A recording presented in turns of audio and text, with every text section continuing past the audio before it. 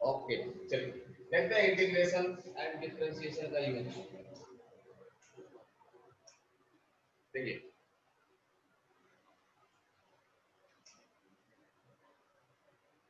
जहां पर भी फिजिकल पैरामीटर्स चेंज होने लगे, है ना, अगर वो वॉइस नहीं आ रहा है क्या बात है?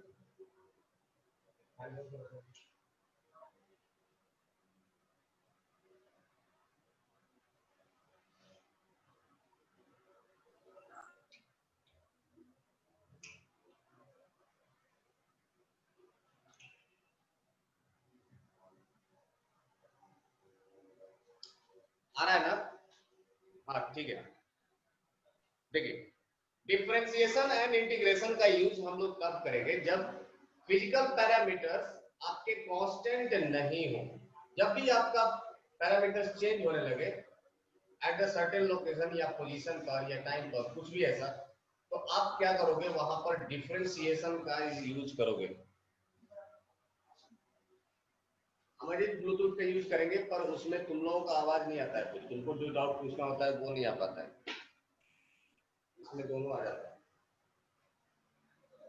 ठीक है, जैसे मान लीजिए कि आपका जो वेलोसिटी है, ये वेलोसिटी अगर ये किसी पोजीशन के साथ वैरी करने लगे, मतलब ए से बी तक आप जा रहे हैं, ए से बी तक आप जा रहे हैं, और ये जो वेलोसिटी है इसका हर एक पोजीशन पर आपका वैरी कर रहा है, अलग अलग पोजीशन पर वैरी कर रहा है।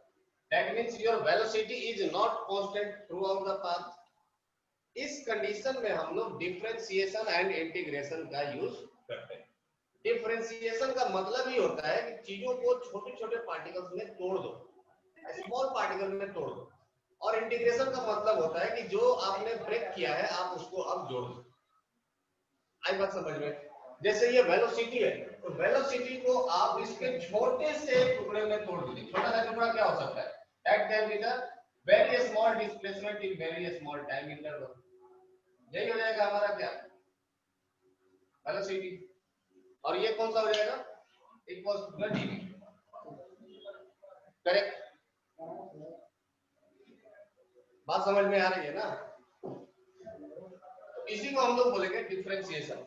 अब ऐसे मान लीजिए कि अगर हमें टोटल टोटल पाथ पे हमें कैलकुलेट करना है, जैसे मान लीजिए कि ये हो गया हमारा x नॉट और ये हमारा हो गया x। हमें निकालना है कि इस थ्रू आउट द पाथ में हमारा वेलोसिटी कितना होगा। यहाँ पर अगर टाइम हमारा t1 है और यहाँ पर हमारा टाइम t2 है, तो कुछ इस तरह से। सो इस केस में कैलकुलेट करने के लिए हमें इंटीग्रेशन मेथड का इस्तेमाल करना पड़ेगा। टाइम इंटरवल का मतलब हो जाता है दो फाइनल टाइम और इनिशियल टाइम के बीच का टाइमिंग। करेक्ट?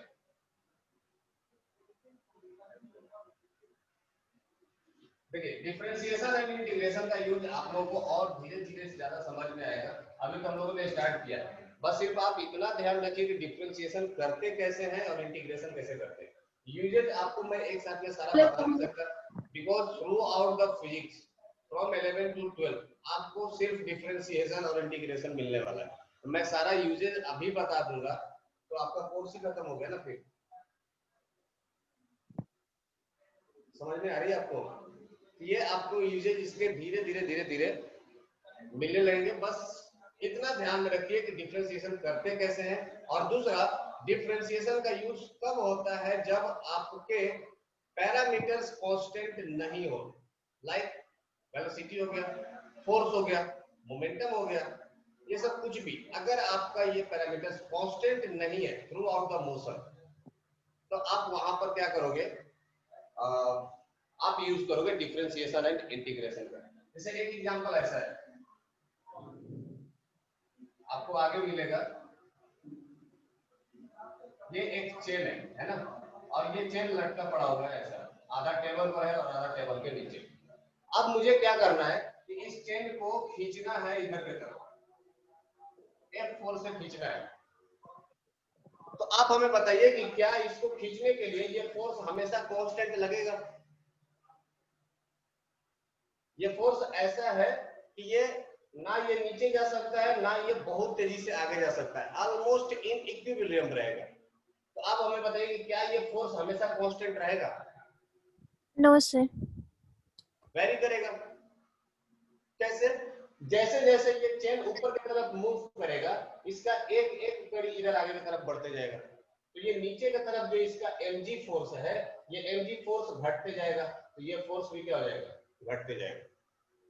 दैट मींस कि this force is not constant. इस कंडीशन में आप क्या करेंगे? डिफरेंशिएशन का इस्तेमाल करेंगे। आपका फोर्स कांस्टेंट नहीं है।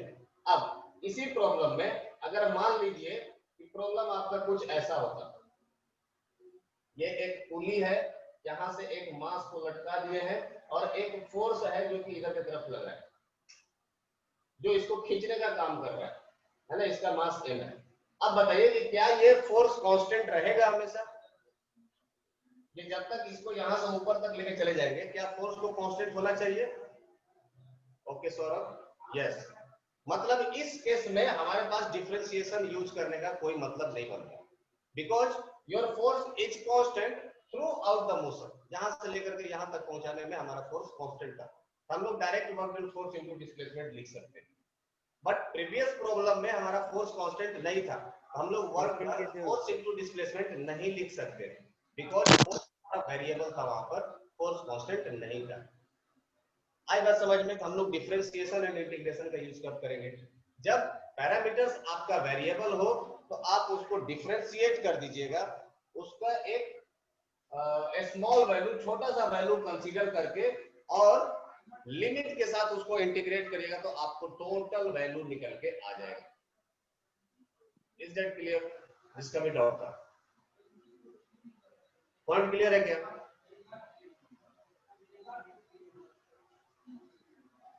चलिए लास्ट क्लास में, ओके अल्ताफ, आगे बढ़ते हैं फिर।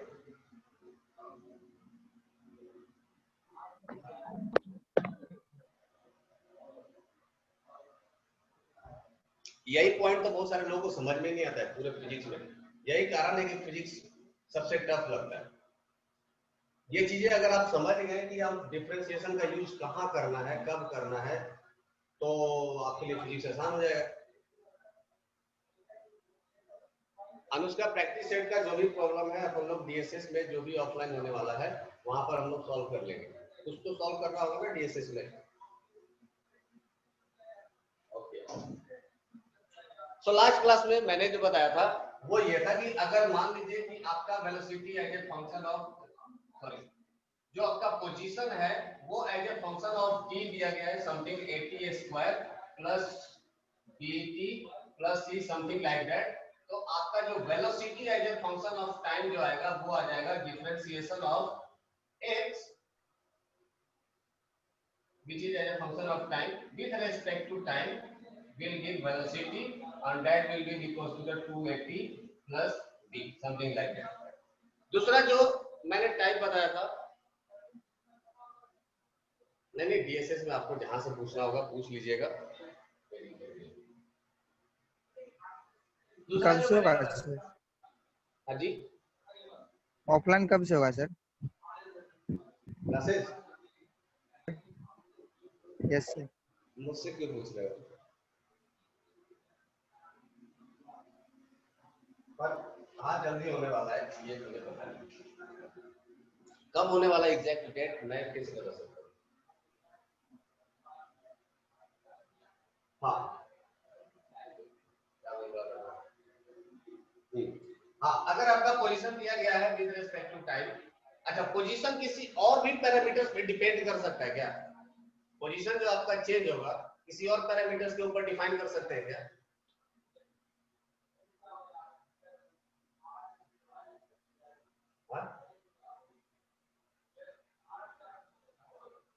जनरली पोजीशन सिर्फ और सिर्फ आपको जो क्वेश्चन में आएगा वो टाइम के ऊपर ही डिपेंडेंट रहेगा, है ना? तो उसके लिए घबराने की बात नहीं है। हाँ, जो आपका वेलोसिटी होगा ये दो फंक्शन में आ सकता है, as a function of x that is as a function of position, और एक वेलोसिटी आ सकता है as a function of time. तो दोनों ही केस में मैंने बताया था कि अगर as a function of position आ रहा है वेलोसिटी, तो इस केस में आपसे पूछा जा सकता है कि what will be the displacement, what will be displacement, है ना। और अगर velocity as a function of time आ गया तो यहां से भी आपको पूछा सकता है what will be the displacement, something like that, है ना। तो क्वेश्चन आपको आपको सिर्फ पहचानना होगा कि इसमें वेरिएबल टर्म क्या है, टाइम है या पोजीशन है। अकॉर्डिंगली आप वहां पर फार्मूला क्या इस्तेमाल करना है, एक ही तो फार्मूला है, v = dx/dt, दैट्स इट। उसी को क्रॉस मल्टीप्लाई कभी इंटीग्रेट करना होगा, कभी डिफरेंशिएट करना होगा। देन हम लोग लास्ट क्लास में एक्सेलरेशन के बारे में बात कर लिए थे। एक्सेलरेशन इज इक्वल टू क्या हो जाता था, that is equal to the dv/dt, जो तो अभी 7 तो कम नहीं यार, वहाँ 15 ही। आकांक्षा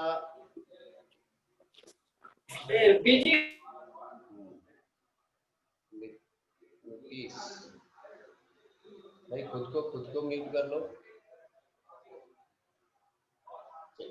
एक्सेलरेशन इज इक्वल टू हो गया था dv/dt, और वेलोसिटी इज इक्वल टू हम लोग जानते हैं वो होता है dx/dt। तो हम लोग लिख सकते हैं dx/dt को एक बार वापस से डिफरेंशिएशन, दैट इज dx/dt। अब इसको जब आप अंदर मल्टीप्लाई करोगे तो ये क्या निकल के आ जाएगा, acceleration is equal to dv/dt is equal to d²x divided by dt का स्क्वायर। इसी को हम लोग बोलते हैं क्या, double differentiation, double differentiation, correct. अगर डिफरेंशिएट करने के बाद भी अगर acceleration as a function of time बच जाता है, मतलब जो आपका एक्सेलरेशन है वो टाइम के साथ वेरी कर रहा है, तो फिर इस केस में हम लोग इसको क्या बोल देंगे, this will be non uniform acceleration, non uniform acceleration, ठीक है। और डिफरेंशिएट करने के बाद अगर एक्सेलरेशन कोई भी टर्म कांस्टेंट हो जाता है तो इसको हम लोग क्या बोलेंगे, यूनिफॉर्म एक्सेलरेशन, यूनिफॉर्म एक्सेलरेशन। इसका मतलब क्या हो गया uniform and non uniform acceleration का, दैट मींस कि जो आपका चेंज इन वेलोसिटी है पर यूनिट टाइम, यहां पर नॉन यूनिफॉर्म होगा और यहां पर यूनिफॉर्म होगा, है ना। या बोल सकते हो, इसका डेफिनेशन ही लिख लेते हैं, कल के लेक्चर से अभी आगे बढ़ते हैं। आज पूरा सिर्फ थ्योरेटिकल और प्रॉब्लम सॉल्विंग क्लास होगा। तो ये हो जाएगा non uniform acceleration, non uniform acceleration. इसको हम लोग बोल सकते हैं कि when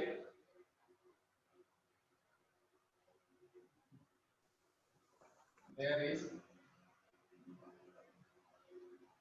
equal change in velocity in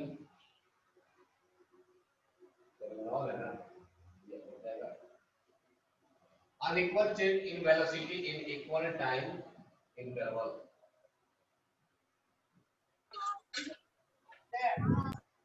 ये हो जाएगा किसके लिए, नॉन यूनिफॉर्म के लिए। और यूनिफॉर्म के केस में क्या हो जाएगा, यूनिफॉर्म के केस में हो जाएगा when there is equal change in velocity in equal time interval। तो दो तरह का एक्सेलरेशन हम लोग बोल सकते हैं, that is uniform and non uniform. इसमें तो कोई डाउट होगा नहीं, आगे बढ़ते हैं। एग्जांपल दीजिए। नहीं, एक मान लीजिए कि अगर आपका velocity as a function of t था, तो हम लोगों ने कर लिया था acceleration is equal to dv/dt। But अगर velocity as a function of x होगा तो हम लोग क्या करेंगे, एक्सेलरेशन को हम लोग क्या लिख सकते हैं, एक्सेलरेशन को हम लोग लिख सकते हैं यहां से v into dv/dx। v dv/dx। ये कहां से आ गया, ये हम लोग सॉल्व कर सकते हैं। देखो velocity as a function of x है ना, तो हम लोग पहले क्या लिख सकते हैं, एक्सेलरेशन इज इक्वल टू हम लोग को क्या चाहिए, dv/dt चाहिए, करेक्ट। हम लोग इसको ऐसे भी तो कर सकते हैं ना, dv/dt dx into dx by dt। Chain rule, dx से dx कैंसिल आउट हो जाएगा, ये dx से dx कैंसिल आउट हो जाएगा, अल्टीमेटली हमें क्या बच जाएगा, dv by dt। बट यहां से कैंसिल आउट नहीं करना है, हमें एक नया फॉर्मूला जनरेट करना है, that is a is equal to dx by dt को हम लोग क्या बोल सकते हैं, वेलोसिटी, दैट इज v, और ये हो जाएगा dv by।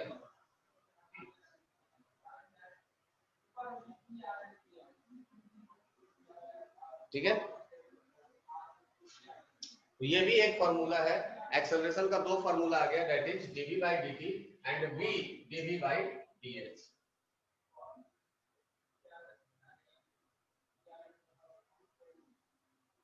चलिए नेक्स्ट है average acceleration. Average acceleration, average acceleration का मतलब क्या हो गया, total change in velocity divided by total time taken. तो a average is equal to total change in velocity divided by total time,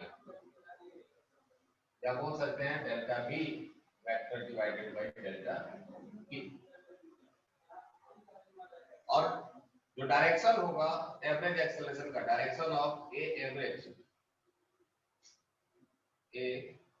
average will a lot, कल वाला question कुछ लोगों ने सेंड किया था, बाकी लोगों ने सेंड नहीं किया, along direction of change in velocity vector।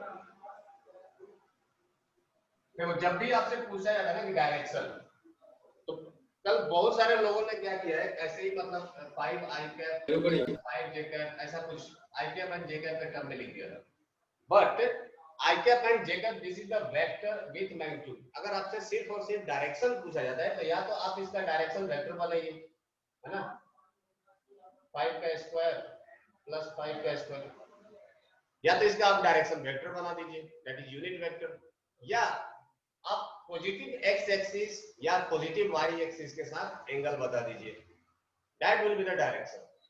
सिर्फ और सिर्फ वेक्टर लिख देने से आपको डायरेक्शन नहीं मिलेगा, उसमें तो मैग्नीट्यूड भी है ना, that is not called as a direction.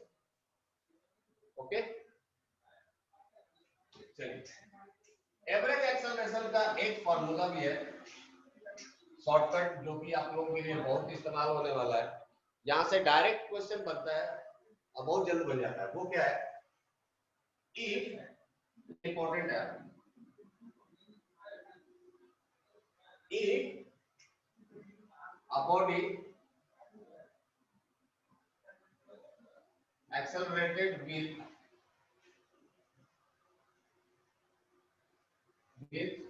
acceleration a1 for time t1 and with a2 for time t2, then average acceleration is equal to हो जाएगा a1 into t1 plus a2 into t2 divided by t1 plus t2। अगर 3 होगा तो यहाँ पर 3 add कर देंगे, a1 into t1 plus a2 into t2 plus a3 into t3 divided by t1 plus t2 plus t3। ये बहुत important formula है, ये याद होना चाहिए क्योंकि क्वेश्चंस यहाँ से डायरेक्ट पूछे जाते हैं। ठीक है, फॉर्मूला याद है तो बन जाता है आसानी से, अदरवाइज काफी लंबा प्रोसेस लगता है सॉल्व करने के लिए वो। ठीक है, चलिए next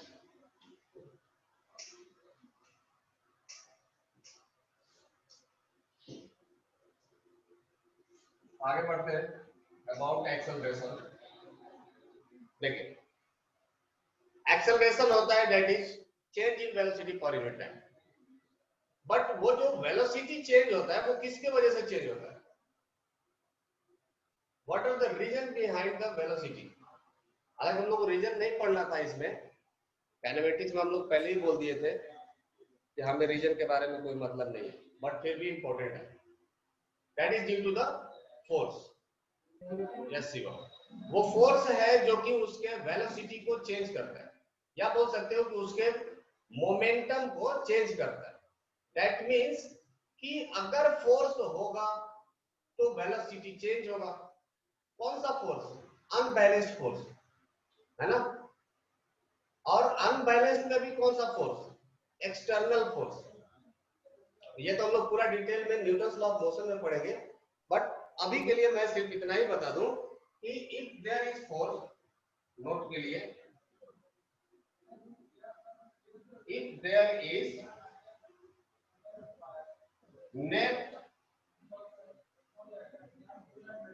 net external force, then there will be, if there is net external force, then there will be there must be an acceleration। मतलब क्या हो गया कि जहां पर एक फोर्स होगा वहां पर एक्सेलरेशन होना ये मस्ट होगा। Third second point, direction of acceleration will be along direction of net force। ये भी श्योर है, जिस डायरेक्शन में नेट फोर्स होगा डायरेक्शन ऑफ एक्सेलरेशन उसी डायरेक्शन में होगा, ये भी मस्ट है। ठीक है। सो अगर आपसे क्वेश्चन पूछा जाता है कि अगर फोर्स जीरो हो गया, अगर नेट फोर्स जीरो हो गया तो क्या एक्सेलरेशन भी जीरो होगा, है ना। सौरभ राज, नहीं। तो कोई ऐसा एग्जांपल बताइए जहां पर नेट फोर्स जीरो हो और एक्सेलरेशन आता हो।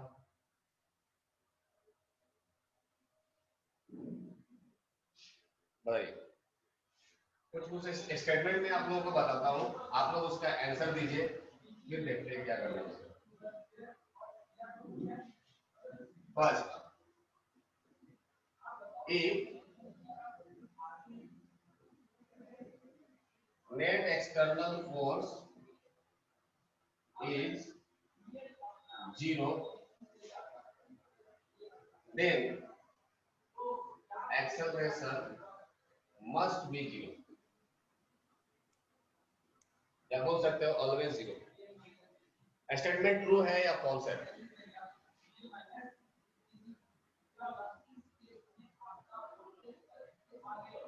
ये आप लोग लिख लीजिएगा, क्योंकि ये सिर्फ और सिर्फ स्टेटमेंट नहीं है, ये फैक्ट्स भी है। ट्रू फॉल्स, ट्रू फॉल्स, ये ट्रू है। अगर नेट एक्सटर्नल फोर्स जीरो होगा तो आपका एक्सेलरेशन को जीरो होना ही पड़ेगा, करेक्ट। सेकेंड, इसी का reverse, if acceleration is zero then net force must be zero। ये स्टेटमेंट ट्रू है या फॉल्स? सौरभ का कहना है फॉल्स, अभिनव का भी कहना है फॉल्स, पंचाल, शिवम, रिया, सब लोग फॉल्स है। ओजस्वी, अभिनव, रोशन का भी कहना है फॉल्स। अच्छा, फिर फॉल्स वाले बताइए क्यों फॉल्स है, ऐसा कोई एग्जांपल दे दो। रोशन, तुम ही दे दो। सर क्योंकि कभी कोई कार कांस्टेंट वेलोसिटी से भी जा सकता है। कांस्टेंट वेलोसिटी से जाएगा तो एक्सेलरेशन जीरो नहीं होगा। सर एक्सेलरेशन 0 होगा तो उस पे फोर्स तो लगेगा ना। नेट फोर्स लगना जरूरी है या लग कांस्टेंट सकता है। वेलोसिटी के लिए हमेशा नेट फोर्स लगना जरूरी है?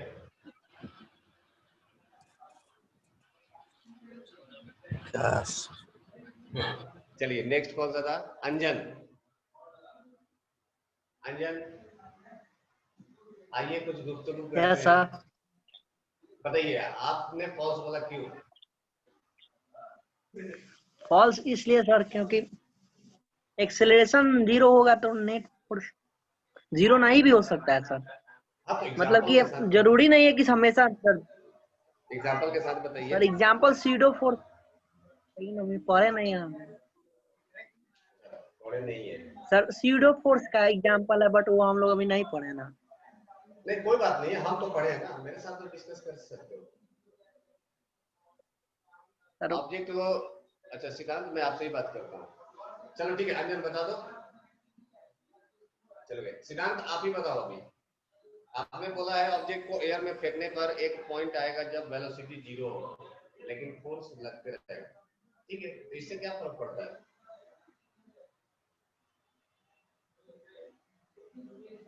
श्रीकांत आवाज आ रही है?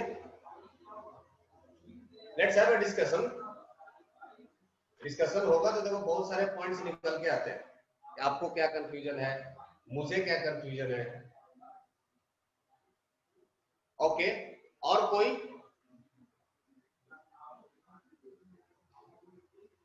है जो मैं बोल रहा हूं ये स्टेटमेंट ट्रू है, कोई है जो मुझे ऐसा इस पर चैलेंज कर सके कि नहीं ये गलती है? हाँ नुस्खा बोलिए। सर जैसे बॉडी है और वो कांस्टेंट चल रही है तो उसमें एक्सीलरेशन 0 हो सकता है क्योंकि एक्सीलरेशन चेंज इन वेलोसिटी होता है। ठीक अगर है वेलोसिटी चेंज नहीं हो रहा है तो एक्सीलरेशन 0 हो सकता है लेकिन फिर भी उसमें नेट फोर्स तो लगेगा ही ना। कांस्टेंट चल रहा है फिर भी उसपे फोर्स तो लगेगा ही। अच्छा ठीक है मैं मान लिया कांस्टेंट वेलोसिटी से चल रहा है तो एक्सेलरेशन 0 होगा।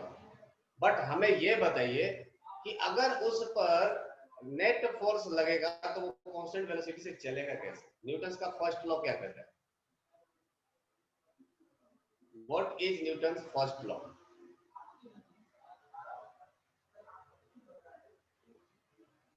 बोलिए। याद है किसी को? सर जरूरी थोड़ी ना है कि net force. Yes, sir. Body remains in constant position or in motion whenever मतलब एक्सटर्नल फोर्स लगेगा चाहे नहीं लगेगा वो अपने रेस्ट में रहेगा या फिर हाँ घूमते रहेगा। ठीक है मतलब a body will maintain its state of motion unless and until net external force applied on it। मतलब एक बॉडी जिस स्टेट ऑफ मोशन में है आइदर एट रेस्ट और आइदर इन मोशन वो उसमें ही रहेगा जब तक कि उसके ऊपर कोई एक्सटर्नल फोर्स अप्लाई ना किया जाए। करेक्ट? ये न्यूटन अंकल का ये लॉ है तो लॉ तो बदल नहीं सकता है। दैट मीन्स कि अगर आपके हिसाब से एक ऑब्जेक्ट कांस्टेंट वेलोसिटी से जा रहा है, इट हैज कांस्टेंट वेलोसिटी, और इसके ऊपर अगर हम लोग नेट फोर्स लगा देंगे तो ये वेलोसिटी को चेंज करना पड़ेगा ना इसको, फिर ये वेलोसिटी कांस्टेंट कहां रह जाएगा? या सिंपल एग्जांपल से हम लोग आपको बताते हैं। जैसे मान लीजिए कि ये पृथ्वी है, अर्थ मान के लीजिए है, और ये रोटेट कर रहा है सन के आसपास, है ना? तो इसका वेलोसिटी तो हमेशा कांस्टेंट है, हर 365 दिन के बाद वापस से सेम चीज आता है ना।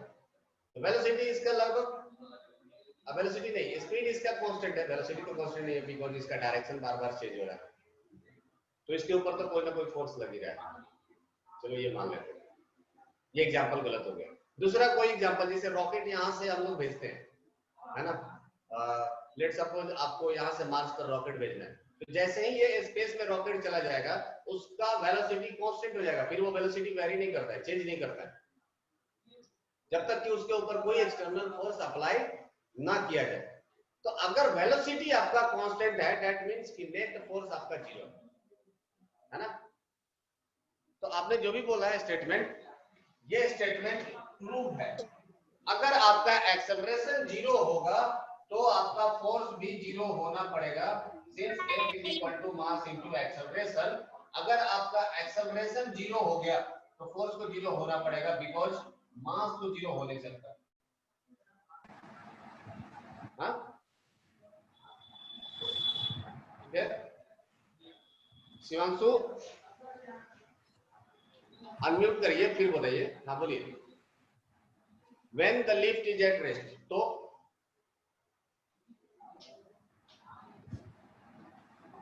बोलो बोलो। सर व्हेन जब अगर बॉडी अगर कोई लिफ्ट में है, अगर एक्सीलरेशन 0 होगा तो उसका लिफ्ट का सर फोर्स नेट फोर्स भी तो 0 ही हो जाएगा ना। हाँ बिल्कुल। सर ये तो फिर प्रूफ है, ट्रू है ये स्टेटमेंट ट्रू ही है, मैं कहाँ बोल रहा हूँ। ये स्टेटमेंट भी ट्रू है और ये स्टेटमेंट भी ट्रू है। अब नेक्स्ट, इफ नेक्स्ट स्टेटमेंट है, if velocity is momentarily 0 then acceleration must be 0। ये बताइए, अगर वेलोसिटी थोड़ी देर के लिए 0 हो जाता है तो एक्सेलरेशन भी 0 होना पड़ेगा। सिद्धांत का कहना है फॉल्स, शिवम भी फॉल्स।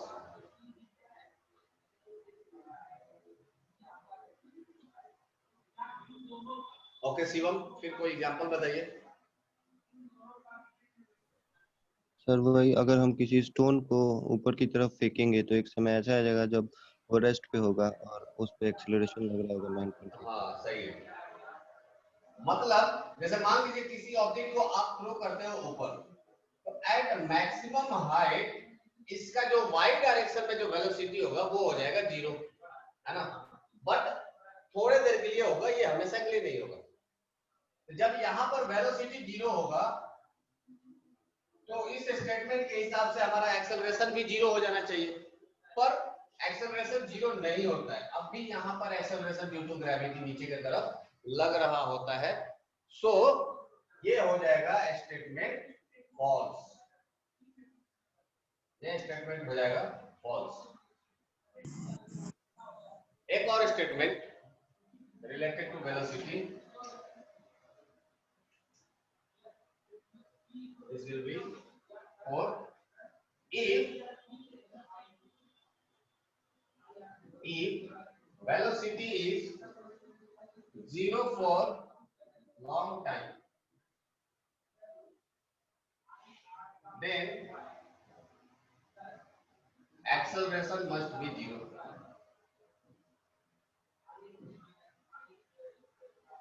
ये बताइए।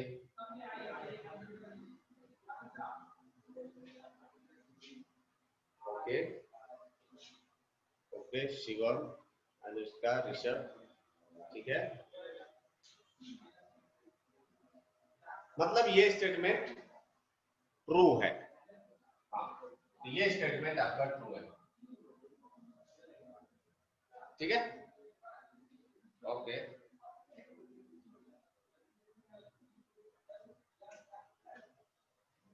चलिए, एक और statement, fifth statement.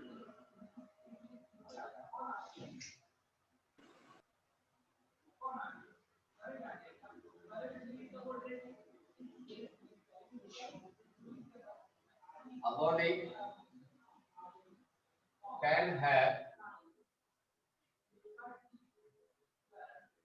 two acceleration at a time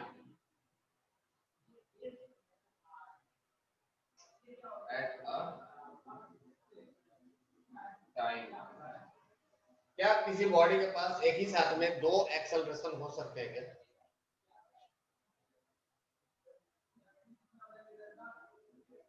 हाँ हो सकते हैं, बिल्कुल हो सकते हैं।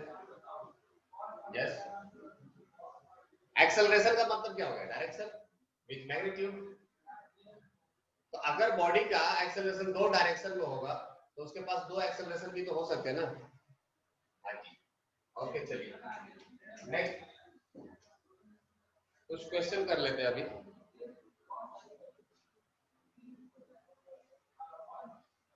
एग्जाम्पल,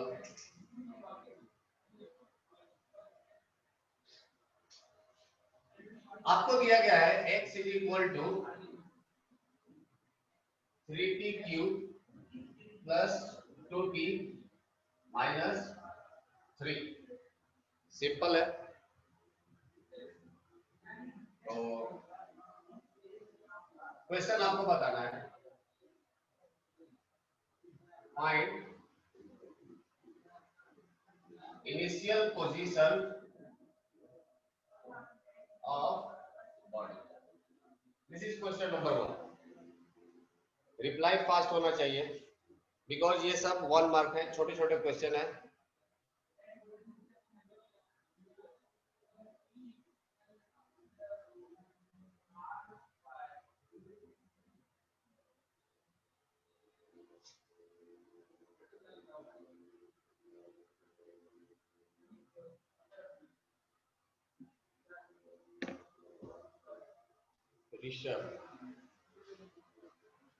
इनिशियल पोजीशन कितना हो जाएगा?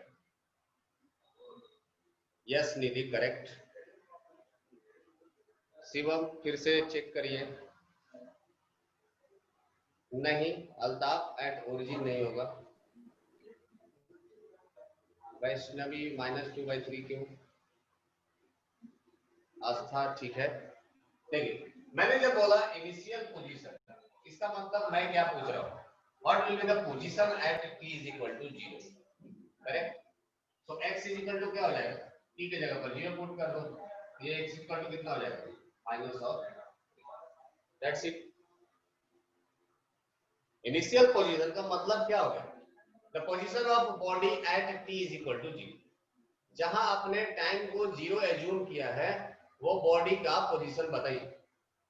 तो ऐसा जरूरी तो है नहीं ना कि हमेशा हम बोलेंगे कि हाँ बॉडी हमेशा ओरिजिन पे ही रहेगा। जैसे मान लीजिए कि आपका ये एक ऐसा कोऑर्डिनेट सिस्टम है, ये है y और x, है ना। तो एक बॉडी स्टार्टिंग में कहीं यहाँ पर भी तो हो सकता है, यहाँ से वो मूव करना स्टार्ट करे और ये हमारा ओरिजिन हो गया 0,0। हम लोग बोल नहीं सकते हैं कि initially body was at coordinate 2,0 और यहाँ से ये मूव करना स्टार्ट किया, हम बोल सकते हैं ना। ये तो हमारे ऊपर है कि हम ओरिजिन कहाँ सेलेक्ट करते हैं। हाँ, अगर आपने ओरिजिन सेलेक्ट कर लिया यहाँ पर ही तो हम लोग क्या बोलेंगे कि दिस विल बी द 0,0। लेकिन आपने अगर ओरिजिन इसको सेलेक्ट नहीं किया है, ओरिजिन आप कहीं इधर सेलेक्ट कर लेते हो, देन आपका पोजीशन कुछ और हो सकता है। तो ये हमेशा जरूरी नहीं है कि इनिशियल पोजीशन ओरिजिन 0,0 ही हो, इट कुड बी एनीथिंग, कुछ भी हो सकता है।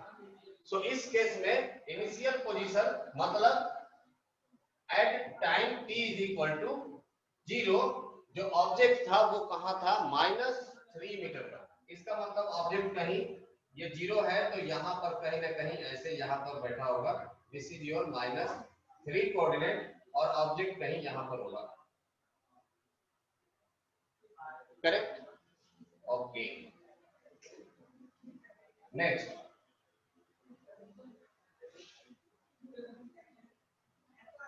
find initial velocity।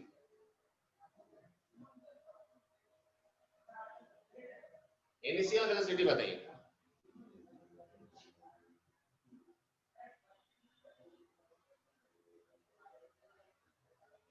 To metre per second. अच्छा,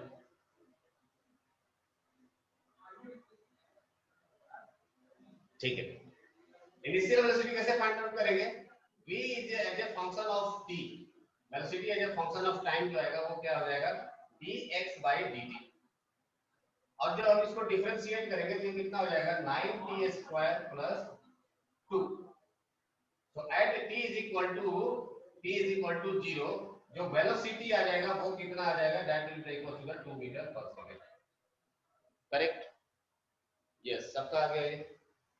चलिए थर्ड,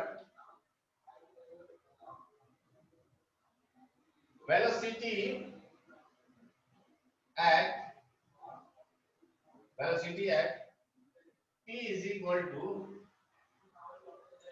3 सेकंड। 3 सेकंड के बाद ऑब्जेक्ट का वेलोसिटी क्या होगा?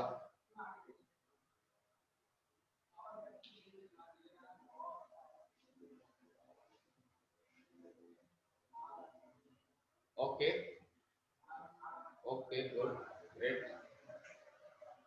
चलिए अभी आप लोग मूड में आ गए हो, मतलब आंसर फटाफट आने लगा। Okay 4 what will be acceleration? What will be acceleration? Got it Amrit? Kalyani 2/3 क्यों? इट विल बी 83 ना। 9t स्क्वायर था तो 3 का स्क्वायर कितना हो जाएगा? 9 9 9 81। ओके 18t आ रहा है क्या? एक्सेलरेशन इज इक्वल टू कितना हो जाएगा? Double differentiation. एक बार डिफरेंशिएट करेंगे तो कितना आ गया था? पहले एक बार डिफरेंशिएट कर लेते हैं dx/dt और फिर इसको बाहर से एक बार और डिफरेंशिएट करेंगे dt, तो ये कितना हो जाएगा? d/dt। एक बार जब डिफरेंशिएट करेंगे तो ये हो जाएगा 9t स्क्वायर प्लस 2 और फिर ये हो जाएगा जब डबल डिफरेंशिएट कर देंगे तो ये हो जाएगा 18t। क्या ये एक्सेलरेशन यूनिफॉर्म है या नॉन यूनिफॉर्म? ये एक्सेलरेशन यूनिफॉर्म है या non uniform? Okay Anushka correct correct great ठीक है। मतलब ये जो एक्सेलरेशन है ये टाइम के साथ वैरी कर रहा है, ये टाइम पर डिपेंड कर रहा है। चलिए तो ये था आसान वाला क्वेश्चन। अब एक क्वेश्चन आपको देता हूं टफ वाला, करोगे? देखिए अभी आपको दिया गया है एक relation t is equal to alpha x square plus beta into x, correct? Alpha x square plus beta into x, यह हमें दिया गया इक्वेशन जहां पर अल्फा और बीटा क्या है?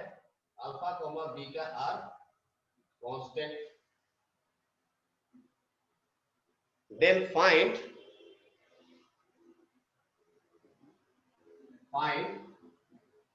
एक्सेलरेशन। एक्सेलरेशन हमें फाइंड आउट करना है। सोचिए कैसे करेंगे?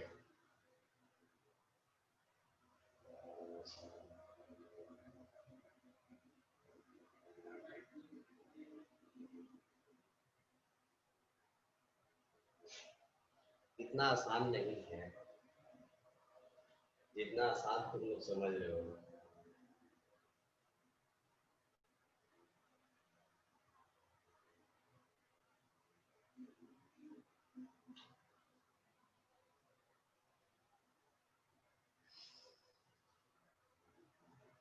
दिमाग लगाओ। नहीं अब तुम लोग ये सौरभ तो मतलब एक्सट्रीम लेवल है, 0 मीटर पर सेकंड पूछा जा रहा है एक्सेलरेशन, आंसर आ रहा है 0 मीटर पर सेकंड। चलो मैं आपको ऑप्शन भी दे देता हूं इसका। इसका ऑप्शन है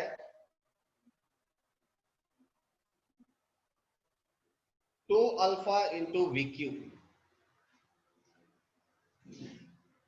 फर्स्ट है 2 alpha into v q. Second option है 2 beta into v q. Third option है 2 alpha beta into v q और फोर्थ ऑप्शन है 2 beta square into v q. यहां पर नोट कर लीजिए v is equal to velocity. v is equal to velocity. अब बताओ, तुक्का मत मरियो, नहीं तो हम तुम्हारा सलूशन देखेंगे। अभी वीडियो ऑन करेंगे। आंसर सोच समझ के दीजिएगा, अटेम्प्ट करिए, बन जाए या ना बने ये अलग मैटर है। अटेम्प्ट करिए, कम से कम जो भी हमारे पास नॉलेज है उसी नॉलेज से आगे बढ़िए। जितना हम लोग जानते हैं, क्या जानते हैं, एक्सेलरेशन इक्वल टू क्या हो जाता है, वेलोसिटी को डिफरेंशिएट करने पर हमें एक्सेलरेशन मिलता है, या पोजीशन को डबल डिफरेंशिएट करने पर हमको एक्सेलरेशन मिलता है। और क्या इंफॉर्मेशन है, velocity is equal to dx by dt होता है।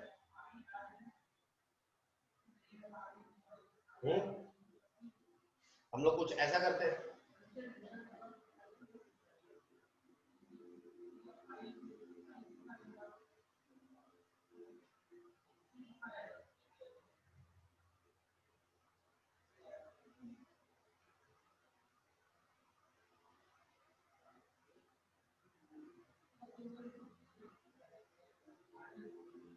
कुछ आइडिया लग रहा है? हाँ कल्याणी बोलो। जिस किसी को कुछ आइडिया लग रहा हो तो प्लीज मुझे बताइए, कैसे अटेम्प्ट किया जाए। हाँ, एक्सीलरेशन को D square x by D T लिखते हैं तो 1 बाई एक्सीलरेशन को D T by D square x लिख सकते हैं। लिख सकते हैं, बिल्कुल लिख सकते हैं। सर हाँ, यहाँ पे direct acceleration is equal to v into dv by dx नहीं कर सकते? v इंटू तो हमें v भी तो पता होना चाहिए ना।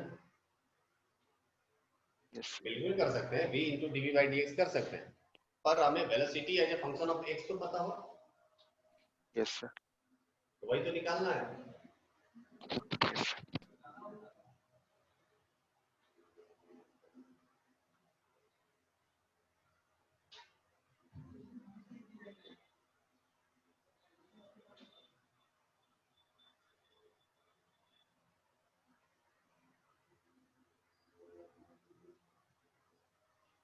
कुछ आ रहा है आइडिया? नहीं? अच्छा देखो, ये हमारे पास जो इक्वेशन है इसको हम लोग डिफरेंशिएट कैसे कर सकते हैं। एक जो मेथड होता है हम लोग ये जानते हैं, डिफरेंशिएशन dx बाई dt, है ना। एक मेथड तो ऐसा भी है ना कि आप दोनों इक्वेशन को दोनों साइड में LHS बाई RHS इसको आप डिफरेंशिएट कर सकते हो ऐसे, dt इज इक्वल टू, मैंने t को डिफरेंशिएट किया, मुझे नहीं पता किसके रेस्पेक्ट में करना है, पर इसके आपने छोटे से वैल्यू को अगर तोड़ना है, टाइम का सबसे छोटा वैल्यू क्या हो जाएगा, that is the dt, correct. Similarly alpha x square को हम लोग क्या लिख सकते हैं, अल्फा एक्स स्क्वायर को डिफरेंशिएट करेंगे तो क्या हो जाएगा 2x, और फिर x का छोटा value that is dx plus beta, और x का डिफरेंशिएशन क्या हो जाएगा dx। इस तरह का डिफरेंशिएशन देखे हो?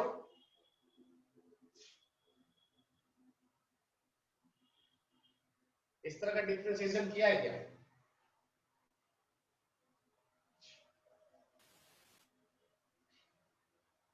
नहीं? तो अब सीख लो, अगर इक्वेशन को आपको डिफरेंशिएट करना है left side and right hand side में, तो आप इसको बारी बारी से डिफरेंशिएट कर सकते हो। लाइक जो टाइम है, टाइम को आप डिफरेंशिएट कर दोगे तो इसको आप लिख सकते हो dt, है ना। लेकिन अगर यहीं पर t स्क्वायर होता तो इसको हमें डिफरेंशिएट करते समय लिखना पड़ता है 2t इंटू dt। अगर x स्क्वायर है तो इसको डिफरेंशिएट करेंगे तो क्या लिखेंगे 2x इंटू dx, है ना। y क्यूब है, इसको डिफरेंशिएट करना है तो क्या लिखेंगे 3y स्क्वायर इंटू dy। आई बात समझ में? तो ये भी एक टाइप ऑफ डिफरेंशिएशन होता है। अच्छा, तुम बोले जैसे ये कहां से आ गया, बेसिकली हमने किया कुछ भी नहीं है, जो पहले था उसी को हमने शॉर्ट फॉर्म में कर दिया है। बेसिकली हमने क्या किया है, हमने फाइंड आउट किया है dt बाई dx। अगर ये मैं dx हटा दूं, तो ये हो जाएगा dt by dx is equal to alpha into 2x plus beta. आई बात समझ में? अब जब इसको हम लोग क्रॉस मल्टीप्लाई कर देंगे तो ये कितना हो जाएगा, यहाँ पर आ जाएगा dx और ये हो जाएगा बीटा इंटू डी। तो ये एक शॉर्ट फॉर्म है डिफरेंशिएट करने का। सबको क्लियर है क्या? ये जो मैंने लिखा ये कैसे लिख दिया? किसी को डाउट है इसमें? ओके ठीक है। सो हम लोग क्या कर सकते हैं, अब dt को इधर हम लोग डिवाइड कर देते हैं, तो ये क्या हो जाएगा, या dx को डायरेक्ट इधर लेकर के आ जाते हैं जैसे किया था, dx ये ऐसा आ जाएगा और ये बीटा। dt बाई dx को हम लोग लिख सकते हैं क्या, 1 बाई b, और ये कितना हो जाएगा 2 alpha into x plus beta. इसको हम लोग, किसी को अगर कोई डाउट होगा तो बता देना, है ना, मैं आपकी सॉल्व कर रहा हूं। ये 1 by b is equal to हमारा आ गया इतना, correct. So velocity is equal to हम लोग यहां से लिख सकते हैं, velocity is equal to 1 divided by 2 alpha into 1 by b कहां से आया सर? ये b आ गया, देखो b इज इक्वल टू होता है dx बाई dt, तो dt बाई dx क्या हो जाएगा, that will be equal to 1 by p, नहीं, इसको रिवर्स कर दिया उल्टा, इसको कर दो 1 by b और इसको कर दो 1 by b, 1 by dx by dt क्या हो जाएगा, dt by dx, नहीं आया, इसको करता, चलो तो वेलोसिटी की बात हम लोग लिख सकते हैं 2 अल्फा x प्लस बीटा। हमारे पास आ गया velocity as a function of x। अब जो आपने जो बोला था कि v dv बाई dx कर सकते हैं ना, अब कर लो, हमें आ गया velocity as a function of x, निकाल लो अभी velocity as a function of x से एक्सेलरेशन। आगे कर सकते हैं क्या, इसके आगे बढ़िए, कैसे करना है, इसके आगे तो करो कम से कम।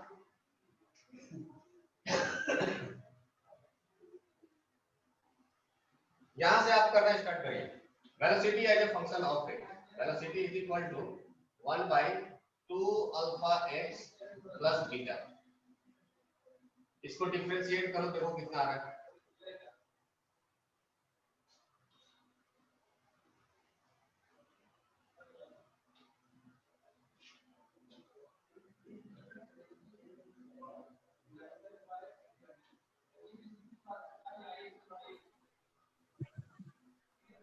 कर रहे हो क्या Mohan? Mohan Gautam,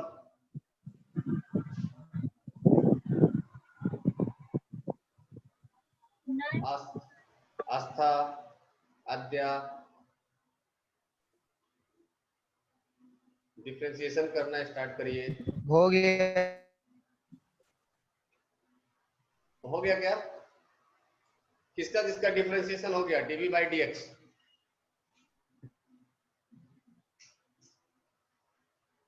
dv by dx किस किसने फाइंड आउट कर लिया? आंसर सर भेज दिए। कहाँ आया है सर? किसी का भी मैसेज नहीं आया मुझे। लास्ट साकिब मैसेज झूठ बोलता है। हम ये मैसेज किए हैं सर, हम सॉल्व भी किए। मैसेज रास्ते में आ गया कि? अच्छा अच्छा, वो आंसर ए लिखा है क्या? नहीं, मुझे ये बताना dv बाई dx कितना आया? सर dv by dx आया -2 alpha x -2 sir, Saqib Saqib Saqib को बोल रहे Saqib -2 alpha v cube sir, direct आ गया, v क्यूब माइनस, ये डायरेक्ट आ क्या गया बोले सर? नो सर, हाँ फिर सर इसको कि सर क्या कहते हैं, v से 1 बाई अल्फा प्लस 2 को किए थे ना, तो d by v t d2 को, तो -2v -2 अल्फा v बाय हो गया। इसको डिफरेंशिएट किया गया। यस सर, कितना आया?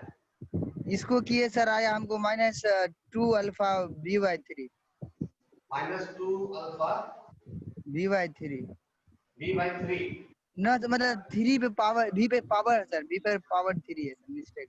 ये आपको डायरेक्ट आ गया?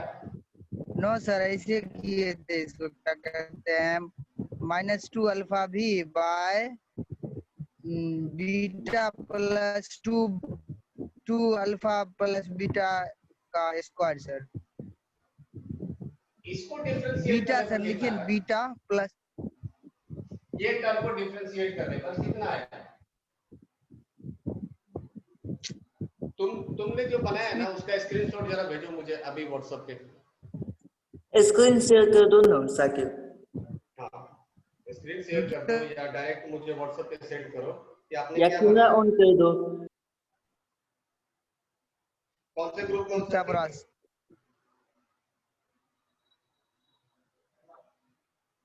साकिब कौन से ग्रुप में हो? बेगूसराय सर, बेगूसराय। बेगूसराय 11 पीसीएम है ना? ठीक है, ग्रुप पे सेंड करो जो आपने बनाया ना, उसको क्लिक करिए और फोटो सेंड कर दीजिए। ठीक है सर, मैं देख लेता हूं। ओके, और ग्रुप कोई में करेंगे सर या आपके व्हाट्सएप पे? नहीं ग्रुप में करो ना, सबको तो पता चले कि तुमने किया। हम भी तो और किसी ने किया है क्या इसका डिफरेंशिएशन? और यस यस सर किए हैं। हाँ, कितना है sir u by v rule से sir -2 alpha by 2 alpha x plus beta का whole square. -2 alpha by 2 alpha x plus beta का whole square. 2 alpha x plus beta का होल स्क्वायर है ना? ठीक है, अब ये आ गया dv by dx। हमें एक्सेलरेशन फाइंड आउट करना है। इसका मतलब एक्सेलरेशन इक्वल टू क्या हो जाएगा? v dv by dx। दोनों साइड v से मल्टीप्लाई कर देते हैं, मल्टीप्लाइड बाय v। सही है ना? यहां तक किसी को डाउट है क्या? ये डिफरेंशिएशन आएगा इसका, ये आप लोग करिए। जिससे नहीं हो रहा है वो मुझसे ग्रुप में पूछ लीजिएगा, या ग्रुप में करवाई जाएगा। शाकिब ने सॉल्व किया है सर, हमसे नहीं हुआ। हाँ, कौन? अमरजीत, किससे सॉल्व नहीं हुआ? सर हमसे। अच्छा, हमसे नाम तो बताओ भाई, हमसे किसका नाम है?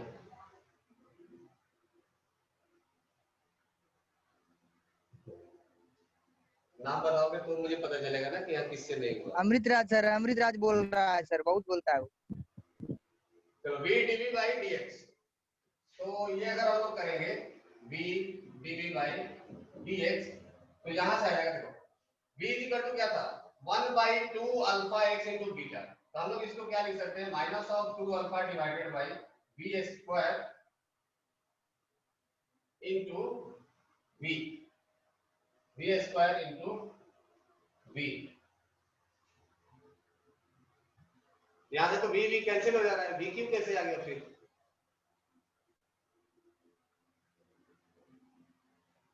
जी, यहां से तो v स्क्वायर, v से v तो कैंसिल आउट हो जा रहा है, फिर v क्यों कैसे आ गया?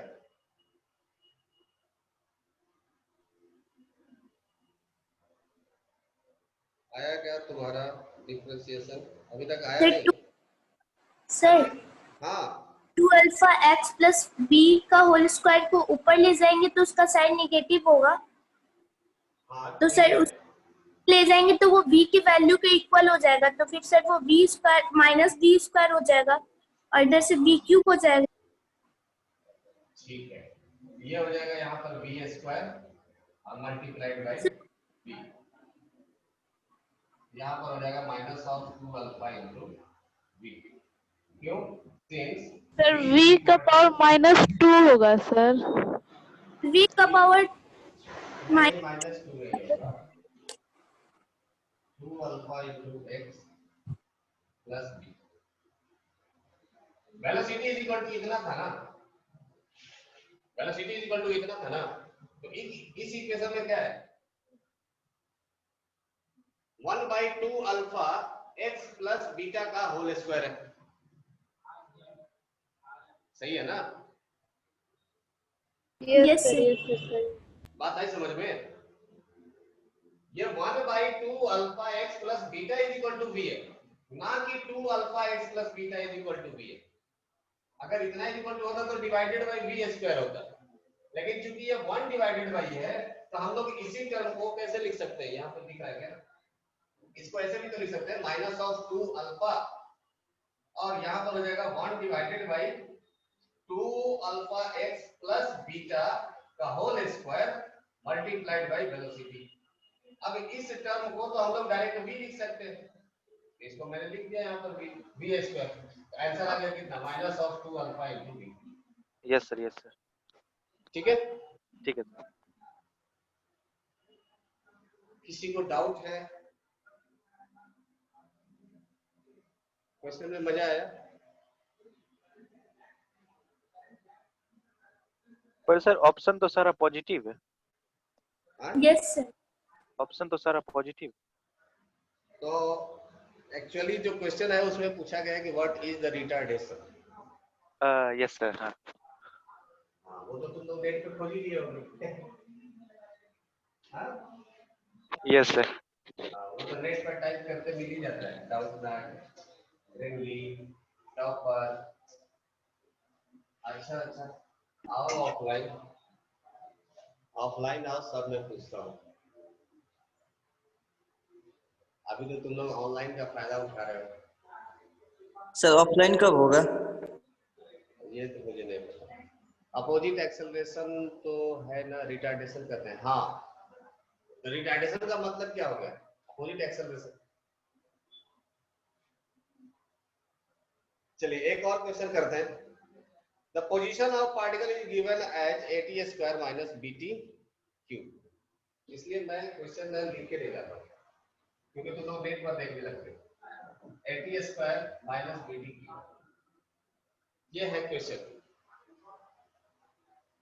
फिर आपसे पूछा गया है the acceleration of particle will be 0 at time t is equal to 1। तो हमें बताइए मैक्सिमम एक्सेलरेशन, मैक्सिमम और मिनिमम एक्सेलरेशन जो भी आएगा वो क्वेश्चन में चेक नेट पे ढूंढोगे नहीं मिलेगा।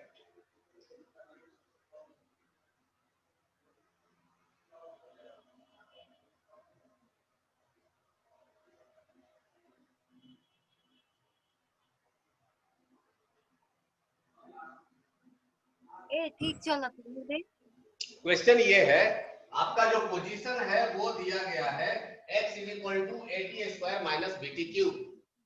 हमें पूछा गया है कि what will be the maxima और मिनिमम एक्सेलरेशन। सो अल्टीमेटली हमसे क्या पूछा गया, मैक्सिमा एंड मिनिमा, यही हम लोगों से पूछा गया। दैट्स इट, मैक्सिमा और मिनिमा आप फाइंड आउट करके बताइए हमें।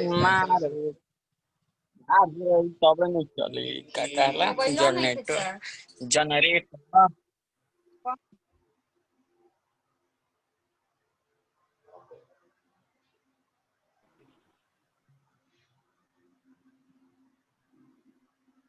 बताइए। सर A और B कांस्टेंट है ना? हाँ हाँ बिल्कुल बिल्कुल, बिना कहे A and B कांस्टेंट।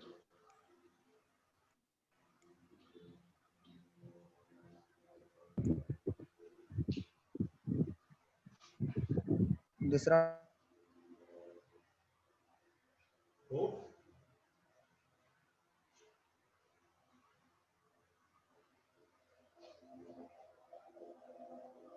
बोलो बोलो, मैक्सिमम एक्सेलरेशन और मिनिमम एक्सेलरेशन क्या करें, मैक्सिमम मिनिमम निकालना होगा।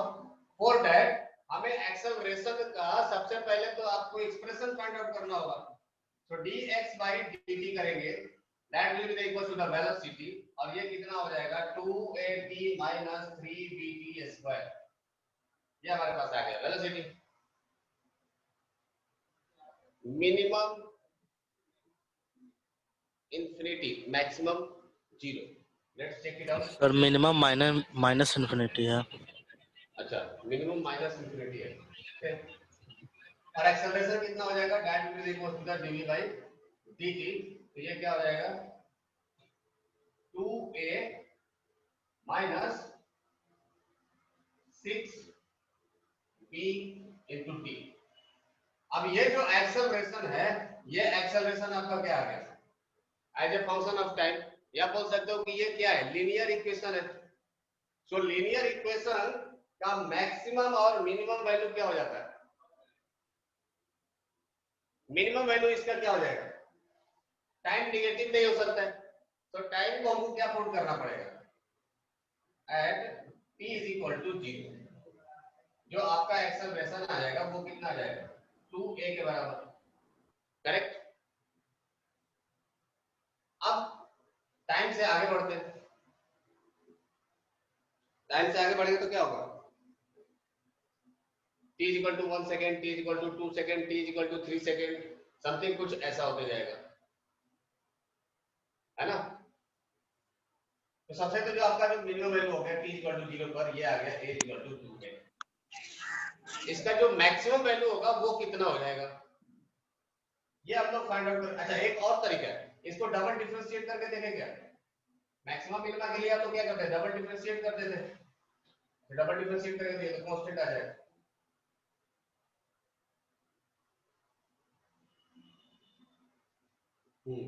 सिंगल डिफरेंशिएशन पे ये कांस्टेंट आ जाएगा। चलो कोई बात नहीं। So t is equal to 0 पर इसका मिनिमम वैल्यू आएगा, और जो मैक्सिमम वैल्यू होगा that will be the maximum, वो कितना हो जाएगा at t is equal to infinity. और इंफिनिटी पर ये वैल्यू, जब t का वैल्यू इंफिनिटी पुट करेंगे तो ये नेगेटिव साइन में सबसे मैक्सिमम हो जाएगा। दैट मींस कि जो एक्सेलरेशन मैक्सिमम आएगा वो कितना हो जाएगा, माइनस इंफिनिटी। ये एक मेथड है, आप वैल्यू चेक करके पुट करके आप चेक कर सकते हो।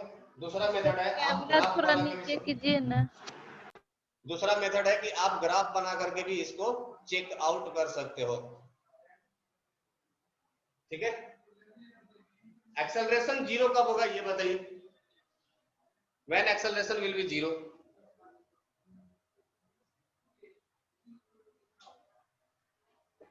Sir, at time t is equal to a by 3b. a by 3b, correct है।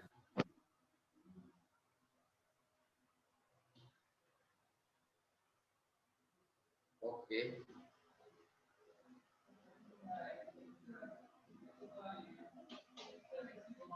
सर एक बार फिर से बताइए ना, मैक्सिमम है t इक्वल टू इंफिनिटी कैसे है। देखो टाइम मैक्सिमम कितना हो सकता है, मिनिमम टाइम कितना हो सकता है, 0, और टाइम नेगेटिव नहीं हो सकता है। टाइम मैक्सिमम कब हो सकता है, इनफाइनाइट टाइम, बरोबर है ना। Yes sir. तो t is equal to infinity पर जब t यहां पर इंफिनिटी पुट कर दिए, जैसे मान लो कि t is equal to 100 put कर दिए, तो ये नेगेटिव वाला वैल्यू ज्यादा बड़ा हो जाएगा ना 2a से, मतलब एक्सेलरेशन आपका इंक्रीज किधर कर रहा है, नेगेटिव डायरेक्शन में। तो सिमिलरली आपका एक्सेलरेशन मैक्सिमम कब हो जाएगा, जब t इंफिनिटी होगा, और उस टाइम पर एक्सेलरेशन कितना हो जाएगा, माइनस इंफिनिटी, करेक्ट ना। Yes sir. ओके, और किसी को कोई डाउट है एक्सेलरेशन में?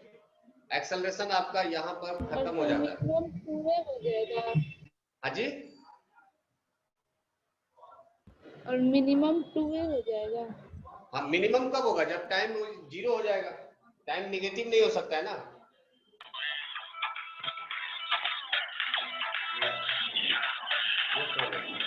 सुमन,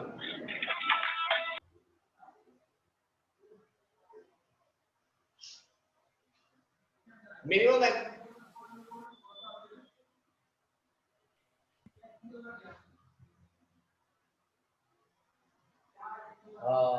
ये गलत हो गया, मिनिमम एक्सेलरेशन 2a कैसे होगा,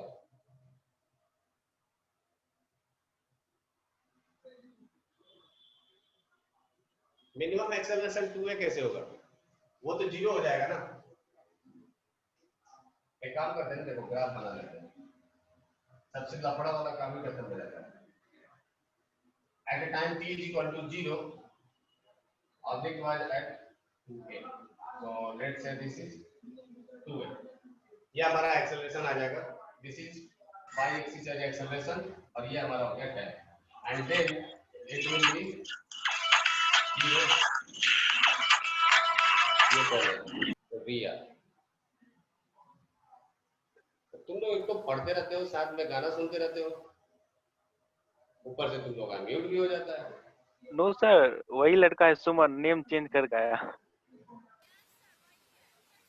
अच्छा ऐसा है क्या?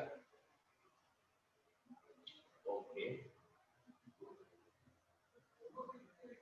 ठीक है, तो ये हो गया 2a और यहाँ से ग्राफ अगर हम लोग जाएंगे तो ये किधर की तरफ बढ़ते जाएगा, that will B along the negative infinity के तरफ। तो बताइए इसका मैक्सिमम वैल्यू कितना हो जाएगा, that will be equal to 2a और मिनिमम वैल्यू कितना हो जाएगा माइनस इन्फिनिटी। यहाँ पर ये हो जाएगा a मिनिमम, यार नेगेटिव वैल्यू है तो वो मिनिमम होगा ना, और ये कितना हो जाएगा a max, that will be ठीक है।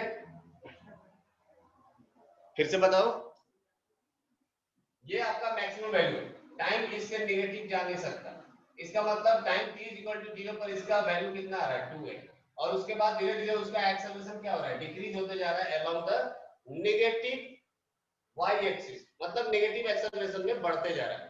सो t इज इक्वल टू 0 पर एक्सेलरेशन क्या हो रहा है आपका सबसे मैक्सिमम है एंड देन ये घटते जा रहा है, धीरे धीरे ये घटते जाएगा।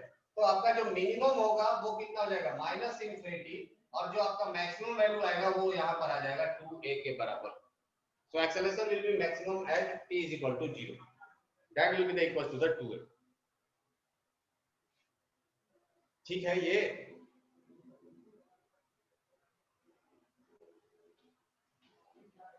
तो नहीं बोल रहा है।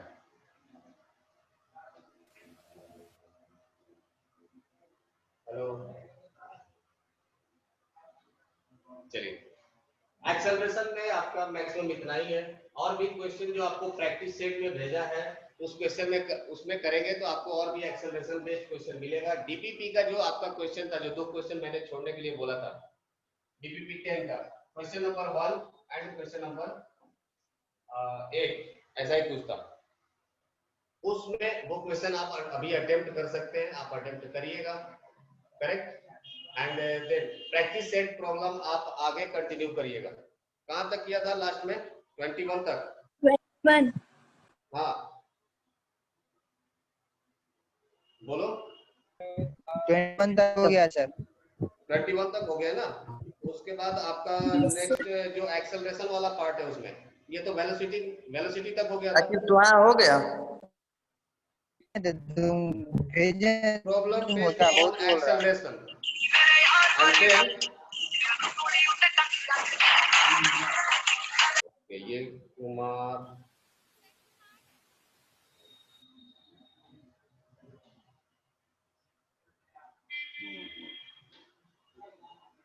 देखो भाई साहब, तुम जो भी हो, आपका नाम जो कुछ भी है, मेरे साथ गेम मत करो, ठीक है। मैं बहुत शरीफ आदमी हूँ।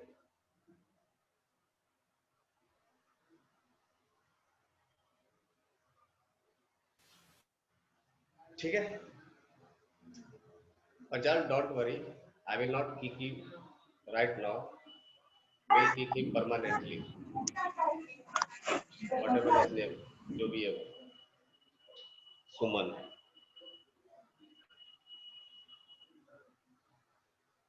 सो क्वेश्चन नंबर 22 से क्वेश्चन नंबर 31 तक ये आपका हो जाएगा नेक्स्ट टारगेट। उसके बाद हम लोग नेक्स्ट क्लास में इंटर करेंगे। अच्छा, uniform acceleration,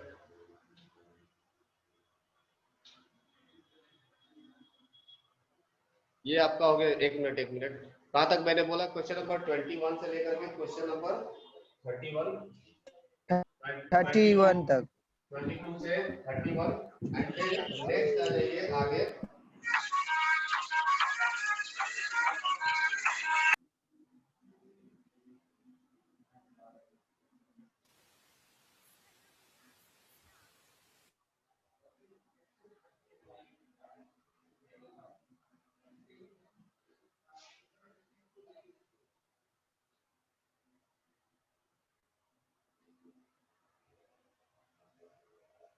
okay, so next आगे आ जाइए।